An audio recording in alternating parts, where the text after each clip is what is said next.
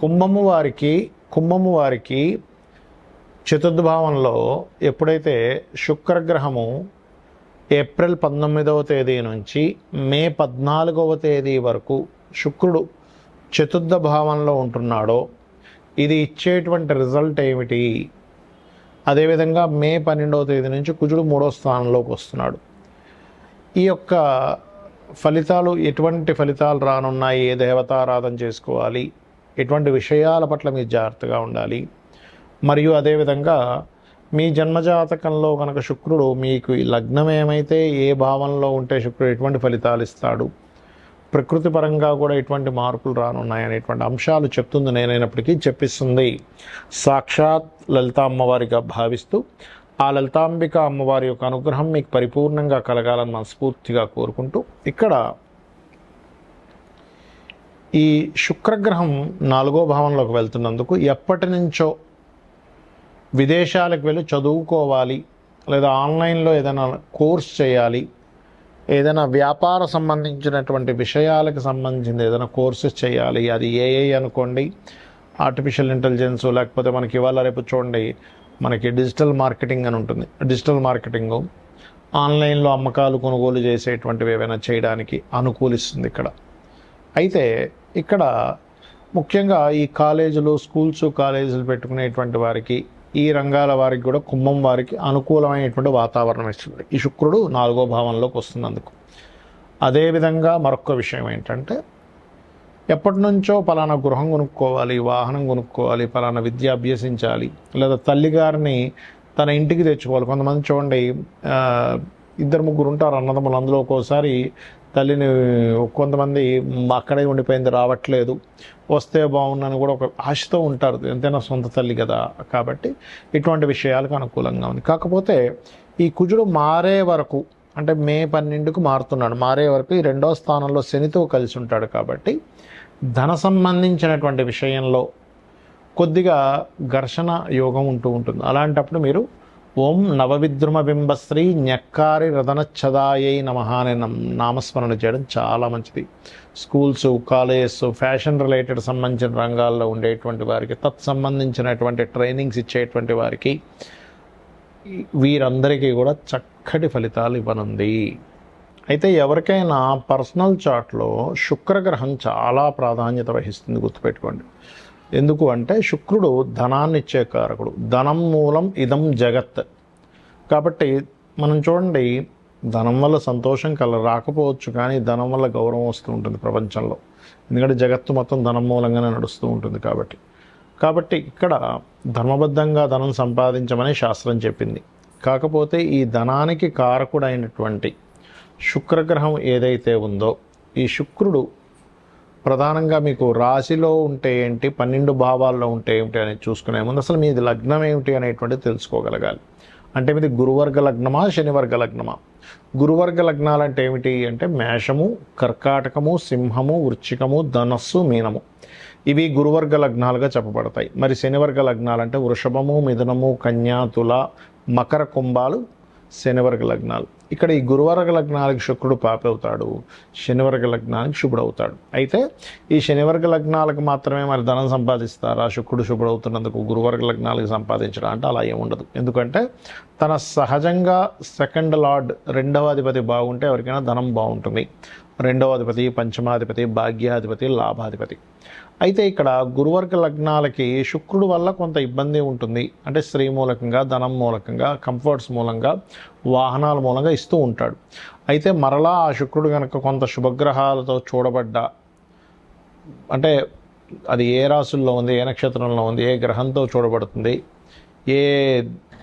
ఏ యొక్క రాశిలో ఉంటూ ఇంకో గ్రహం ఏ రాశిలో ఉండే గ్రహంతో చూడబడుతుంది అనే దాన్ని బట్టి అది శుభుడైనా పాపైనా సరే ఆ యొక్క తత్వాలు మారిపోతూ ఉంటాయి, గుర్తుపెట్టుకోండి.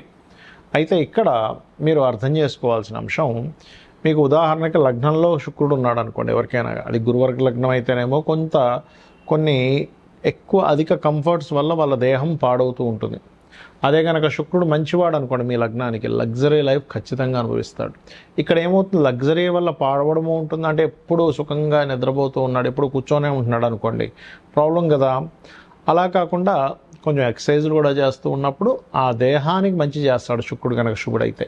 అయితే శుక్రుడు ఎప్పుడైనా సరే ధనస్థానంలో ఉన్నప్పుడు ఏంటంటే సహజంగా శుక్రుడు ధనస్థానంలో ఉన్నందుకు ధన సంబంధించినటువంటి విషయంలో బాగుంటుంది, అందులో ఎటువంటి సందేహం లేదు.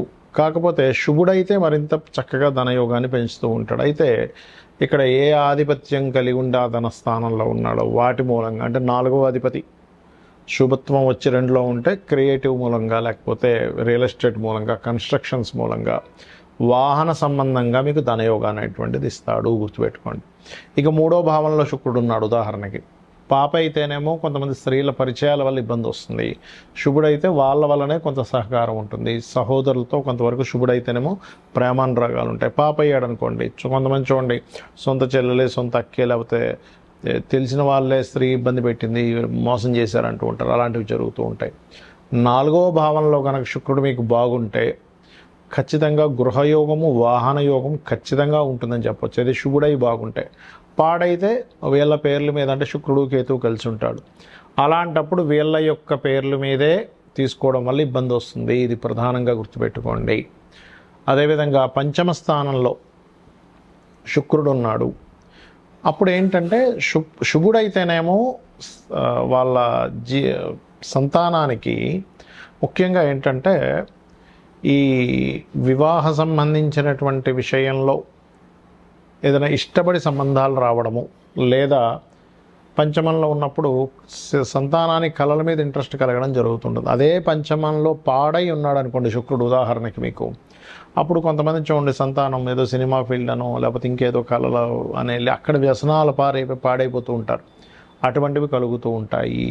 అది ఇక ఇక్కడ ఏంటంటే మీరు కాన్సెప్ట్ అర్థం చేసుకోవాల్సింది, శుక్రుడు శుభుడా పాప అయితే మరింత పాడైపోయి ఉన్నాడా, శుభుడైనా సరే శుభత్వాన్ని ఇచ్చే దాంట్లో లేకుండా ఎక్కువ పాడైపోయాడా, బాగున్నాడా అనేది ప్రధానంగా చూసుకోవాల్సిన అంశం. ఇప్పుడు ఈ శుక్రుడు 6లో ఉన్నాడు అనుకోండి, ఎవరికైనా శుక్రుడు 6లో ఉన్నా 11లో ఉన్నా ముఖ్యంగా వివాహ జీవితం మీద ఎఫెక్ట్ చూపిస్తాడు. కాబట్టి వివాహ సంబంధించినటువంటి అంశంలో ఎక్కువ ఇబ్బందినిస్తూ ఉంటాడు. అలాగే మనకి కామన్గా ఈ యొక్క శుక్రుడు 7వ స్థానంలో ఉంటే ప్రేమ వివాహం అనుకుంటాం, కానీ ప్రతిసారి ప్రేమ వివాహం అవ్వాలని రూల్ లేదు. పాప అయితే ప్రేమ మూలంగానే ఇబ్బంది పడతాడు వివాహం చేసుకుందాం అని. కొంతమంది చూడండి ప్రేమించానండి కానీ దాని తర్వాత చాలా ఇబ్బంది పడ్డాను అంటూ ఉంటారు, ఇటువంటివి జరుగుతూ ఉంటాయి.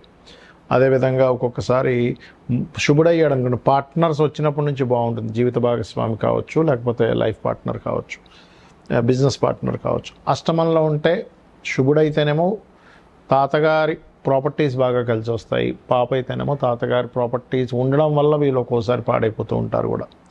అలాగే యాక్సిడెంట్స్ కూడా ఎక్కువ అవుతూ ఉంటాయి ఒకవేళ పాప అయితే కనుక. అష్టమాధిపతి పాప చతుర్థంలో ఉన్నాడు అనుకోండి, అప్పుడు ప్రభావం ఎక్కువగా ఉంటూ ఉంటుంది.